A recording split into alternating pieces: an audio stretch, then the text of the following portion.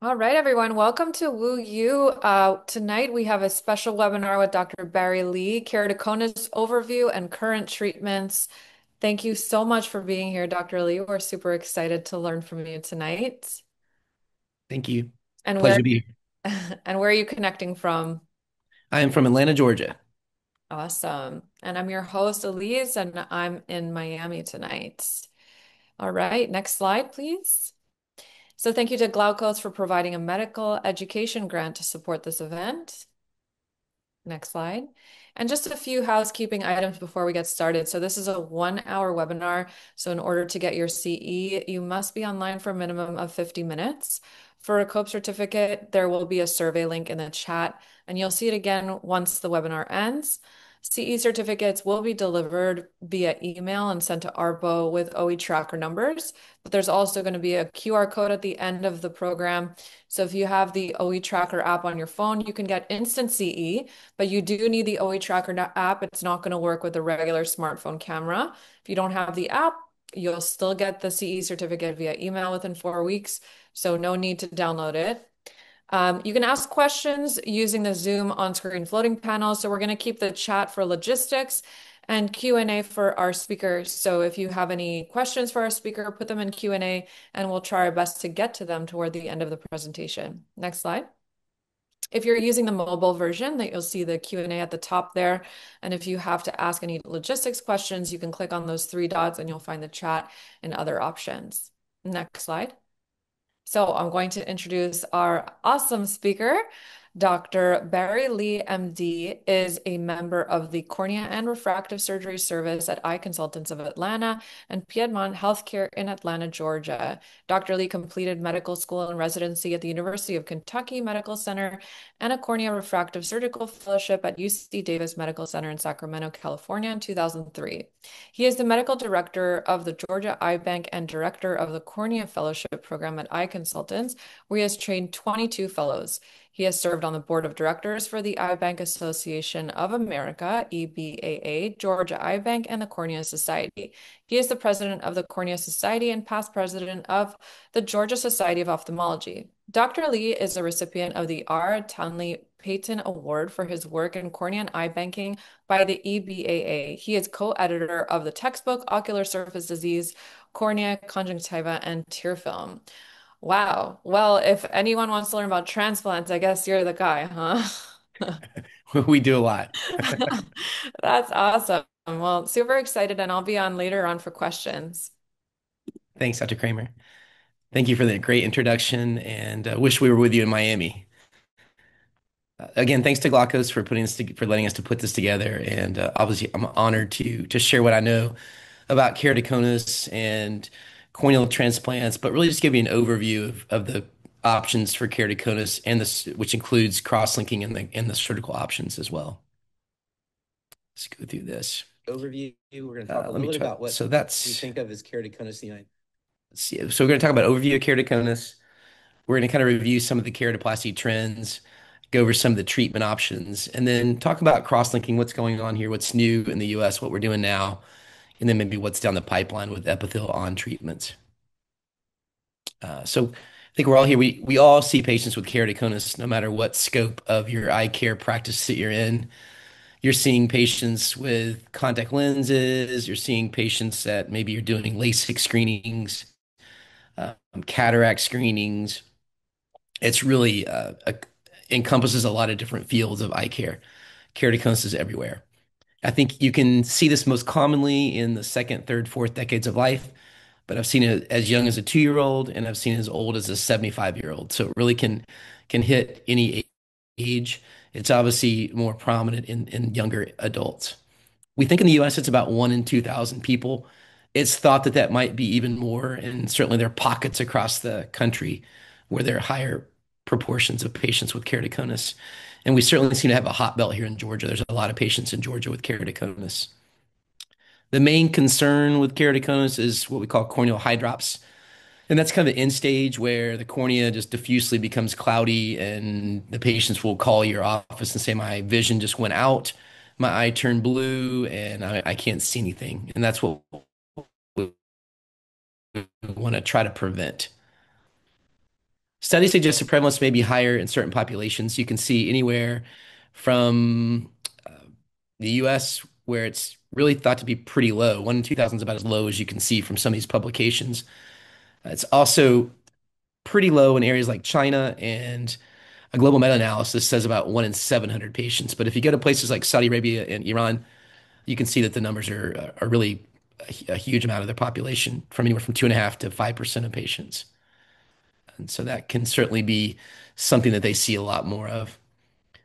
The big thing, though, is as keratoconus progresses, it becomes more challenging to manage, and obviously the risk of blindness increases the more challenging those conditions become. And so it's really critical that we look for it and we don't overlook patients, because the earlier we catch people, the better we can treat them. This is a nice staging of keratoconus. You can see that it bases the staging from the steepness of the cornea, the amount of astigmatism, and just the clinical findings that you can see. So stage one can be a very somewhat normal keratometry value, less than 48 diopters. Stage four is very severe, over 55 diopters. And you can see the K readings and the pachymetry values can be different. So this staging pattern can be helpful just to kind of determine where patients are in the treatment course.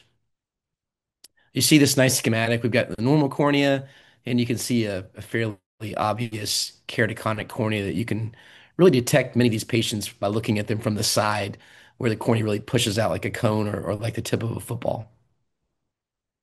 And this is that end stage that we talked about, the high drops. This is what we want to avoid. And you can see here just a slant picture showing how diffusely edematous this eye is, almost limbus to limbus. So this almost could be like a keratoglobus, where the entire cornea has become edematous. Some more severe cases of hydrops, and hydrops equals blindness. When patients get this, they immediately lose their vision, and you can see how severely ectatic these corneas can be. They're obviously full of pockets of edema, and so there's different ways to course that.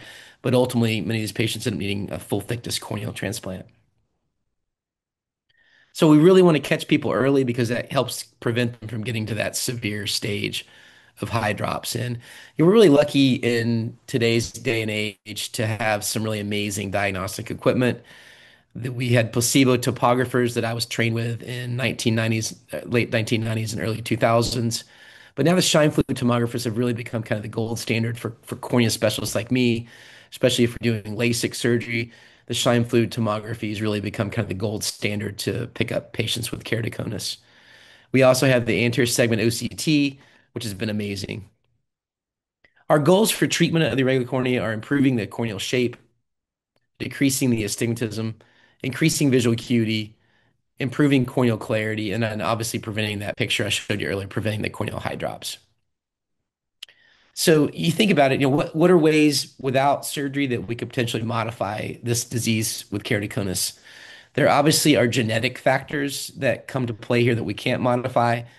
There's now even a genetic test where patients can be tested for their predictability of having keratoconus, and certainly the family history of having keratoconus.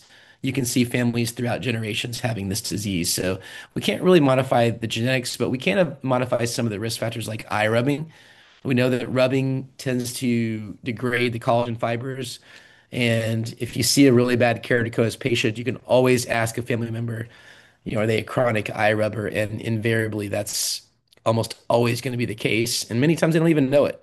They just do it as a habit. And that's a really big disease modifying thing that we can do, is to try to avoid eye rubbing, or even put them on medications that might prevent eye rubbing, whether there be a mast cell stabilizer, an antihistamine, even sometimes topical steroids if the eyes are really inflamed.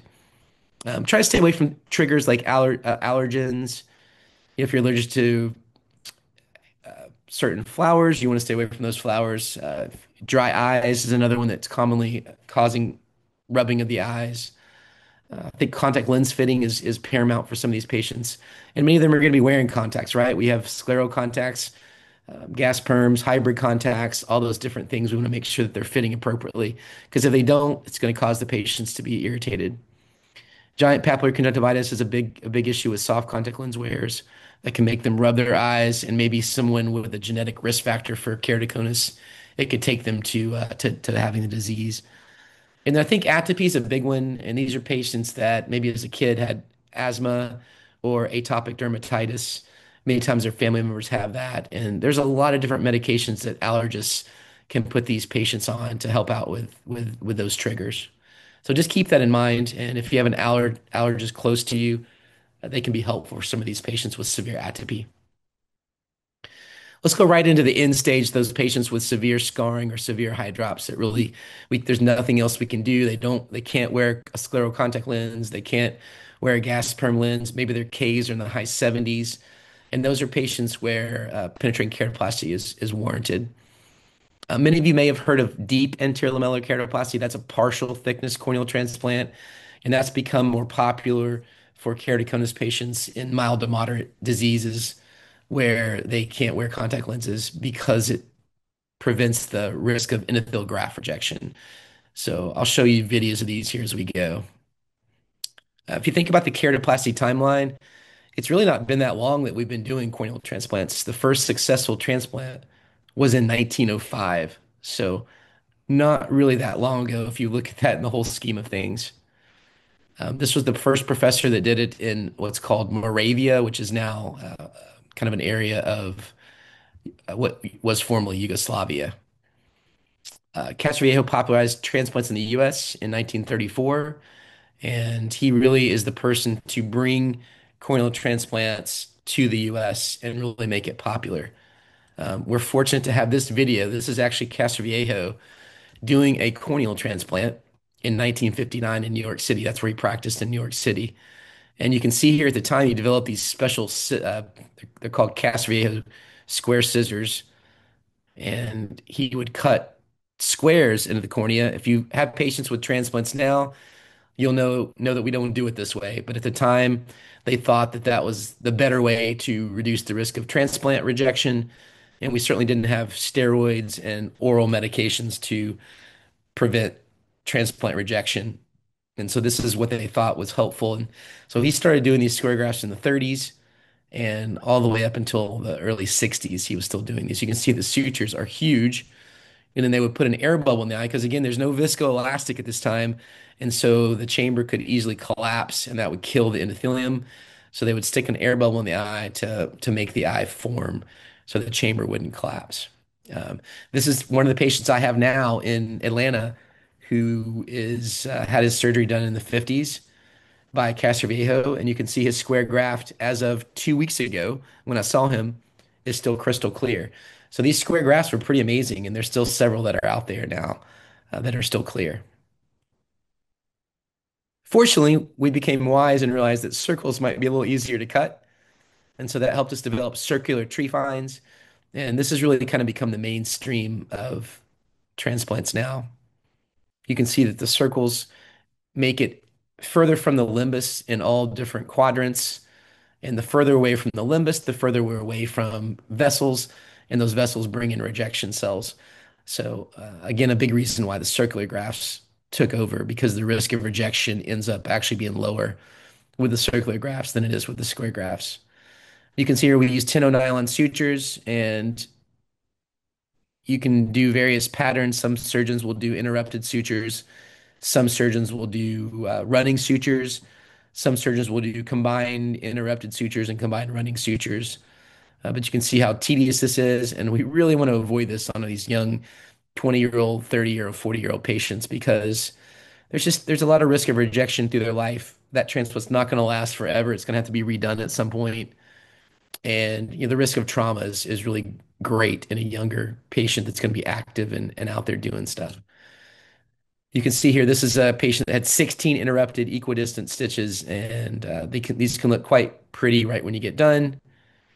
We adjust the sutures with this is what's called a slip knot, so we can adjust the tension to make it just right. And then we'll bury the knots so they can't feel those knots that are sticking up right now. Something that Castroviejo didn't do. You saw those big, huge knots that he had exposed, and they would just put sandbags over the eyes for 3 to 4 weeks, hospitalize a patient, and then take that sandbag off a month out. Now patients have this transplant and they'll go home that day. It's an outpatient surgery, and we'll see the patients as an outpatient follow-up. So big differences from the 50s to where we are now. Let me go ahead and go. So you can see the different patterns. The interrupted is what I just showed you, that top left. Combined interrupted running, There's two different patterns here, an anti-torque and a torquing pattern, and then another pattern of 16 interrupted sutures. So your corneal surgeons that you work with all have their different suturing pattern preferences. And studies have shown one is no better than the other. They all cause astigmatism. Many of them all need scleral contact lenses or hard contact lenses to fit to see great, even in the best situations. And it's pretty rare to have, every now and then you'll get a patient that sees 20/20, 25 uncorrected, but it's not real common. So here's the reason why we don't like grafts and why we don't like transplants. Hopefully everybody's eaten dinner already and it doesn't get you queasy. But about 1 in 1,000 patients with a penetrating transplant will expulse, and that's from trauma. So these are all patients that I've had to deal with in the middle of the night. They get hit in the eye, and that knocks off the transplant. And you can see here these patients lost their eye. So that's why we really don't like to do transplants if we can avoid it. And you can imagine these are younger patients. So that's a concern because they're going to be more active than an older elderly patient. We talked about the DALK. This is a deep anterior lamellar keratoplasty. And the advantage of this technique is we leave the patient in them intact. So it's tricky. And that's why not a lot of surgeons do it. You stick an air bubble into the mid stroma. This is a 30 gauge needle. And I'm going to shoot that air in. And if you do it just right, it splits the layers of the cornea.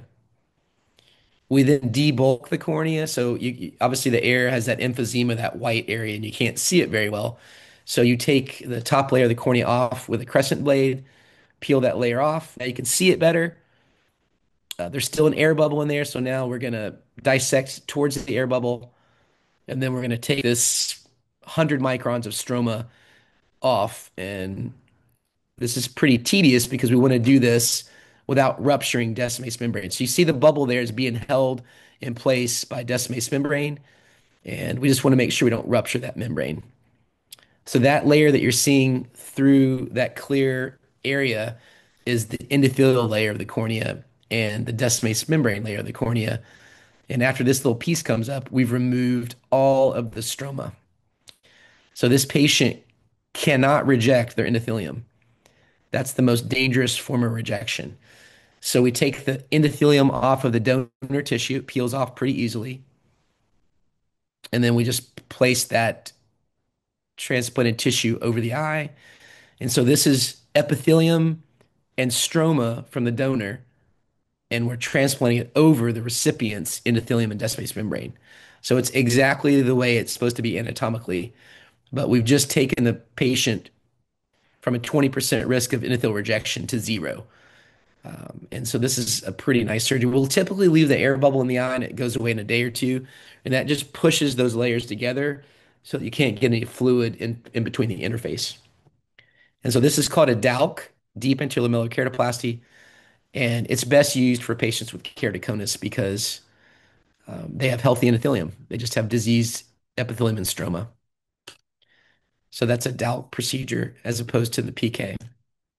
All right, so showing you those graphic cases, we want to avoid that. And that's where cross-linking has really become paramount and really the gold standard of treating patients with keratoconus.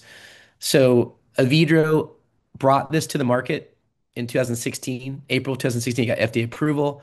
And I think many of you know that Glaukos then purchased Avedro. So now this is owned by Glaukos, and they've now taken it to a whole new level. And so the beauty of cross-linking is it strengthens and thickens the cornea to prevent the need for a corneal transplant. So we're preventing the need for that DALK that I showed you or the penetrating graft. Prevents the development of eye drops. And you have to be mindful. There's some situations where cross-linking may not be as effective. So we really want to catch these patients before they get severe scarring. And obviously we want to catch them before they get eye drops because at that point, cross-linking is really no benefit. So for those of you who are Saturday Night Live fans like I am, remember this skit. So cross-linking, the goal is we're pumping the cornea up. We're making the cornea strong. We're making it stiffer, bulkier to try to make it more resistant to thinning. And so that's how it works. So we're trying to halt the progression of the disease. We're obviously trying to prevent development of eye drops, but allowing for visual and structural stability so that they can maybe be fit with glasses or contact lenses. And then obviously prevent the need for those corneal transplants that we showed you earlier, just because of the side effects. So when you think about cross-linking, you need three different things. You need an ultraviolet light, you need a photosensitizer, And there can be a number of photosensitizers in the literature. The one that we tend to find works the best is riboflavin, but there's a number of other ones. Rose bean gal is another one, and different things. And then you need oxygen. So those three components have to come together to make everything work. And once you do that, as we said, pumping the cornea up, it makes the collagen link. As you see here, a picture at the very top left, the clear cornea is flimsy and just kind of falls over versus the cornea that's been cross-linked, where you see that curling up and it has that rigidity to it. That's what we're trying to make the patient's cornea do, get more rigid. And by doing that, we turn that cross-linking with those little red bands and turn it more to 3 to 5 times more of the collagen cross-linking. And so that's the whole goal of the treatment is to stiffen the cornea, form these bonds, make the collagen link better, and in turn that makes the cornea stronger. Again, another schematic showing the photochemical reaction. So UV light, oxygen, you create these free radicals. The free radicals hit the riboflavin, penetrate into the cornea, and form this stronger bond within the corneal stroma. So if we just look quickly at the pivotal trials for cross-linking, this is the phase 3 multi-center pivotal study that really helped to get this approved by the FDA. And obviously the key design was, could we show stopping progression of keratoconus?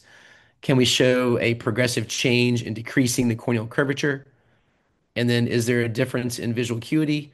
And is there a difference in the keratometry values? So the definition of success with this trial was made at finding a greater than 1 diopter change in the mean flattening of the Kmax from baseline to 12 months. And there was cross-linking eye done and then a sham cross-linking eye done with just a placebo. If you look, this is the FDA schematic that the FDA used to review this and to ultimately approve the cross-linking. If you look at the left graph, the progressive keratoconus, this is a bar graph showing of the patients treated that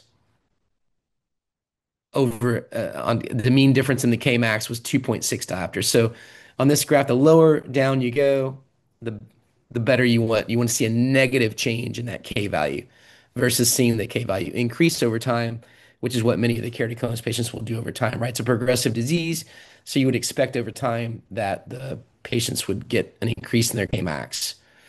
Corneal ectasia is the second condition that FDA approval has been received by the FDA. And you can see here that there was a mean difference in Kmax of 1.4 diopters. So a reduction of 1.4 diopters on corneal ectasia and a reduction of 2.6 diopters on patients with progressive keratoconus compared to that placebo sham case. I think even more exciting, because the question is, how long does this last? This is a 10-year study looking at the cross-linking patients. Dresden, Germany is where cross-linking was really kind of discovered. And you can see here that their preoperative K values were 61.5, which is, I think, quite severe. And their 10-year postoperative K values decreased to 55 diopters. So it's like a 6 diopter decrease over that 10-year period. And I think the interesting thing is that patients don't just get some improvement in 1 month, 3 months, 6 months. I mean, we see patients even continue to improve several years out. And so that's what's exciting about the cross-linking from what we see is it's not a one-time fix and it can progressively improve over time, which is exciting. So here's the FDA-approved iLink cross-linking procedure now, which is given by Glaukos. You can see the different solutions. We have the Photrex Visca, which is riboflavin and dextran, which is dextran's a protein, and then Photrex Irregular, which is indicated for patients with thinner corneas. And you can see here that the ultraviolet light here to the right is used to deliver the UV light after the riboflavin has been administered.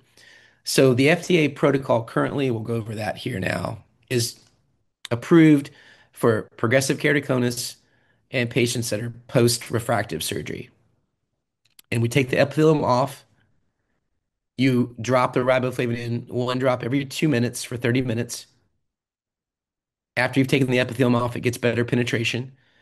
And then we check the corneal thickness. We want to make sure the corneal thickness is above 400 microns. And then once the corneal thickness is above that range, if it's not, then we'll add the riboflavin without the dextran, which to help the cornea swell more. And then we'll apply the UV light, which is 365 nanometers, 3 milliwatts per centimeter cube, and that's applied for 30 minutes. And laboratory studies amazingly suggest that doing that protocol increases the biomechanical rigidity 328.9%, which is pretty remarkable. So increasing the strength without doing a corneal transplant. As you saw from those traumatic photos, corneal transplants don't increase the patient's strength. In fact, they make it more susceptible to trauma. To get hit hard in the corneal transplant eye, you saw those eyes get lost. This is increasing the rigidity of the cornea without having to do a transplant, which is really remarkable. So here's the procedure, much more elegant than the transplants that you saw earlier. And we're taking the epithelium off.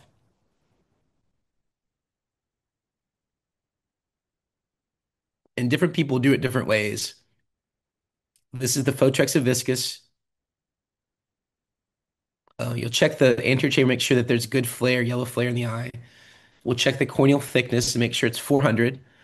If it's under 400 microns, then we will apply the regular Photrexa with no dextran. And again, that'll help the cornea swell. So you can see here the UV light, 30 minutes while I'm administering the Photrexa.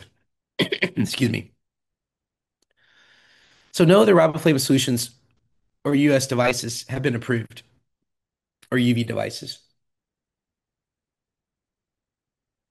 And that's what's so great about Glaukos is there's a lot of companies that are investigating this, but Glaukos is the one that's FDA approved.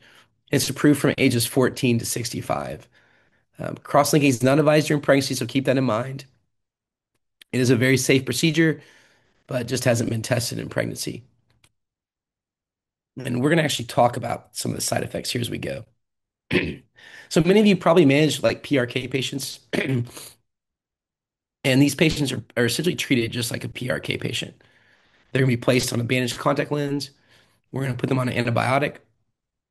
They're going to be on a steroid. If you use a non-steroidal, you would do that same thing. And then just a lot of lubricating drops. We will sometimes give pain medicines. Some doctors will, some doctors won't. It's kind of up to your doctor's preference. So whatever your physician that you work with likes to do, or whatever you do for your post-ops if you're co-managing PRK. This is the schedule of follow-up. So many surgeons will see the patients on day one or have their co-managing doctor see them. Some surgeons or co-managing doctors will see them at 1 week to take off the bandage lens. Some do 1 day and 1 week. Again, it's a preference of what you and your doctors prefer. The antibiotic usually goes until the bandage lens is taken off, and the steroids tapered usually over about a month period. A lot of lubricants are important in this first couple weeks. No eye rubbing, because remember, if they rub their eyes, they're going to undo what we're doing with the cross-linking. So that you always have to remind these patients, don't rub the eyes because you will undo our cross-linking treatment if you do that. And that's something to really keep in mind. And it's extremely important that they do that. Otherwise, we're sort of back at square one. OCT imaging is pretty commonly done. I think that first 1 day or 1 week exam, you're really just kind of checking for the epithelial healing. And that's the main thing to consider. These 1 month visits is when we start doing our tomography mapping or topography mapping, whatever you have. You might do OCT imaging at that time, assessing vision. And then I feel pretty comfortable at 1 month getting patients refit with contact lenses. Most of these patients are in sclerals, so it's pretty easy to see if they need to be refit or not. Some of them can stay in the same scleral lens and get refit 2 or 3 months later because it does sometimes take several more months before there's a change in that corneal curvature. We'll typically do 3 months, 6 months, 12 months. That's either myself, one of my colleagues, or a co-managing doctor doing these follow-ups for us. And then after that 12 months, we try to have them seen at least once a year by their routine eye doctor. And some of them will come back and have that done with us. Um, we don't want to talk too much about billing, but there is no global period. So for the MDs and ODs out here, there when you see a patient after the original procedure, it's a regular office visit. It's not like cataract surgery where there's a 90-day global fee. There is no global fee for collagen cross-linking. So You just bill for a visit whenever you see the patient, just as you would normally bill, whether you bill a 92012 or a 99213. Those are the two that we'll usually tend to do, and you can bill for your topography. It's just a regular visit. So the main thing is just the surgical fee on that day of surgery, and after that, it's just regular visits. So you want to make sure your technicians are checking both eyes. It's not a post-op check, so it's not like a post-op cataract where we just check one eye. These are regular visits, so you got to make sure that if we're doing scanning on the cornea, you do a tomography of both eyes, check visual of both eyes, and then I'm going to look at the slit of both eyes and document my findings. Impression is going to be keratoconus both eyes and whatever you're doing. So just have to be educated with your staff because there a lot of times when someone's had a procedure, they're in the mindset of this is a post-operative patient, and while it sort of is a post-operative patient, it's not billed like a post-op patient. So just make sure you educate your staff for that. It's very important. We talked about the adverse events. There's really no serious adverse events from epithelial off crossing. The concern would be an infection. So that's why we do antibiotics with these patients. And we've been fortunate. The only people I've seen with infections after epithelial off cross-linking are one, patients that didn't take their antibiotics, or two, patients that are atopic, or three, patients that maybe are history for MRSA or some type of a skin infection that they have colonized on their skin already. So those are three things that you really can harp on and look for. Compliance is kind of hard to ensure, but it's really important to make sure they take the antibiotics. Haze is a common thing that you'll see with cross-linking. Obviously, everyone with an epithelial off technique is going to have corneal epithelium defects. Punctate keratitis can be a common thing the first few days to a week afterwards. Corneal stria, may have a little bit of corneal edema, but some of these patients might have stria just from the vote stria from the keratoconus. So I don't think that's a big issue that you're going to be creating anything new. Pain is unfortunately a pretty common side effect of epithelial off cross-linking, as is blurred vision and reduced vision, visual acuity. That's just part of the game when you take off the patient's epithelium. So if you, like I said earlier, if you're dealing with refractive patients, maybe PRK patients, this is a pretty easy conversation to have, very easy to manage and to get them down the right path.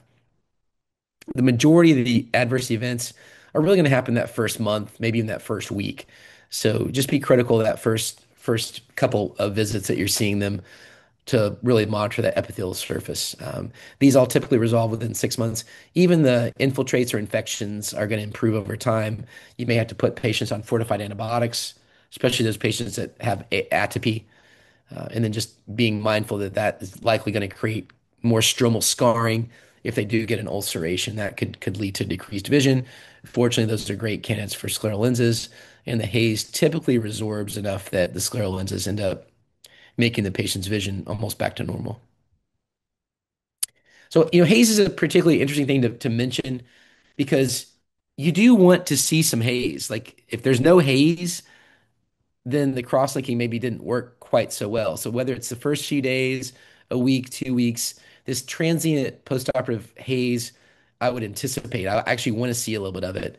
And then as we taper that steroid over the next month, that does tend to resorb. Now, every now and then you're going to get a patient that develops more of a chronic haze. But again, this tends to resorb over time with really intense lubrication, maybe even treatment for medically use drops for dry eyes and things like that. So just keep that in mind. And it's not really a big issue. And like I said earlier, the haze is so manageable that many times you just fit the patient with a contact lens, and that's going to help essentially make them feel like their vision's back to normal. It's sort of a dust-like appearance in the mid-stroma, and it's essentially the demarcation line where the cross-linking kind of hits the stroma. Uh, it's observed yeah, like I said, very common. I mean, almost three-quarters of the patients that you're seeing are going to get this. 71% saw it to be a little bit higher in people with ectasia, and that's because they have a LASIK flap, and it's more likely to create a haze at that LASIK flap interface. So just keep that in mind. But again, it's not something that we see as a long-term problem. And, as new technologies come out, as we're going to talk about here later, this really may be a thing of the past because with new treatments, we just may not be seeing this much anymore. So, keep in mind, cross-linking reduces the need for a corneal transplant by 75%. That's huge. In some countries like Sweden, where they have a corneal transplant registry, it's reduced the transplants in that country even more than 75%. Over 90% of the transplants in Sweden have now been stopped because keratoconus used to be one of the main reasons why patients would get a transplant in that country, and they were one of the first to adopt cross-linking, and now it's one of the least common reasons for a corneal transplant. And I think we see that in the US. In 2016, the number one reason for a corneal transplant was keratoconus. This year, if we look at the data from 2024, keratoconus was the number 8 reason for a corneal transplant. So it's significantly dropped, and our numbers of corneal full thickness transplants have equally dropped in the last 10 years, over a half. So I do think that we're seeing cross-linking make a difference. I think it's making our need to do transplants much less likely. And now the ones that we do transplants are really the more severe cases that really need a transplant and that otherwise they would not see. The other thing that we mentioned, we showed the picture of the high drops earlier, almost 100% reduction in high drops on patients that are collagen cross-linked with epi off techniques. Now, I will say I've seen some epi on non-FDA approved treatments that have developed into high drops. And so that's why I think the FDA labeling is really important because we know the track record of those treatments. But even saying that, if patients continue to rub their eyes, no matter what we do, no matter what treatments we do, they're going to get progression of the disease. So rubbing the eyes is paramount to stop in addition to doing things like cross-linking. So what do we have in the future? I think Glaukos will be coming out with an epithelial on technique. This has been in FDA trials and is very encouraging. These treatments will now allow us to do the same efficacy of taking the epithelium off, but yet get the medicine to penetrate better. That's the whole reason of why the epithelium was removed to begin with, is riboflavin doesn't penetrate well through an intact epithelium. So what Glaukos has figured out is a way to get that medication to penetrate just as if the epithelium was removed. And so we'll be able to get an equal treatment, an equal efficacy, no risk of pain, no risk of infections or ulcers, right? And the risk of haze is going to significantly be reduced. And so I think that's really exciting, and I'm hopeful that that'll be in the US even just within a year. The other huge thing with future technologies is right now it takes about an hour to do one of these treatments, which you can imagine is extremely time consuming in a busy cornea practice like what I have. And so the treatments now will allow us to do a accelerated protocol where we can take the 60-minute treatment down to about 21 minutes. So not only can we now not take the epithelium off, we're now getting a quicker amount of response, a quicker time to do the treatment, which makes things more efficient in the office and can help out with getting patients in and out a lot faster. I think as time goes on, this is being done in some countries, what we call topography guided cross-linking. And that's where we can sort of use those tomography images or topography maps and use those to sort of guide the particular pattern of treatment that we want to do. So you can see this being really helpful for patients with like pellucid degeneration, where the thinning is very inferior. Maybe patients with Terrien's marginal degeneration, where the cornea thins out inferiorly. And so these are situations where we could possibly use that topography guided treatment to sort of strengthen the cornea in those areas where the cornea is thin. And you can think of other things too. You've got patients that are post LASIK with ectasia that maybe have an irregular LASIK flap. Maybe they have a crazy amount of irregular astigmatism, and we could possibly use the topography guided treatment to maybe even enhance patients' vision, much like we do with an excimer laser. Some countries are doing topography guided cross-linking and topography guided PRK. And so I think that really plays a huge role because some of these patients want to have their vision corrected. They don't want to wear contact lenses or they don't want to be as dependent on contact lenses. And so I do think we have some some pretty amazing technologies down the pipeline and more things to come. But I think the epithelial on treatment is going to really cut down on the potential side effects of the treatment.